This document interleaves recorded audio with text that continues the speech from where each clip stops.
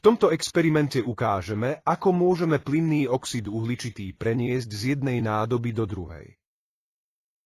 Použijeme nasledovné pomôcky. Kadičku s horiacou sviečkou.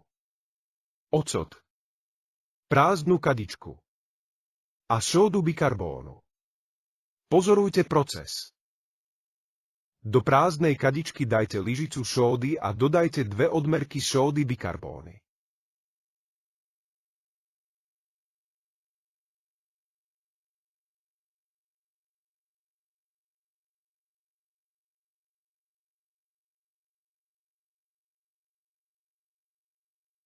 Zmes sa spení. Znamená to, že medzi jedlou sódou a octom prebehla chemická reakcia. Vznikol plyn oxid uhličitý.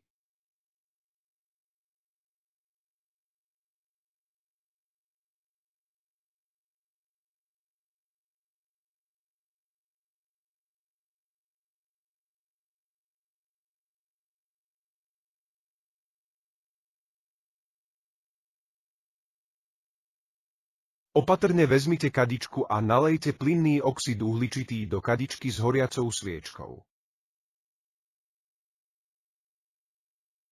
Sviečka zhasne.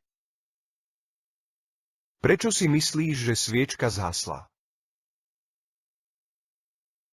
Na horenie potrebuje kyslík. Keď nalejeme oxid uhličitý na horiacu sviečku, zablokujeme prístup kyslíka. Preto sviečka zhasla.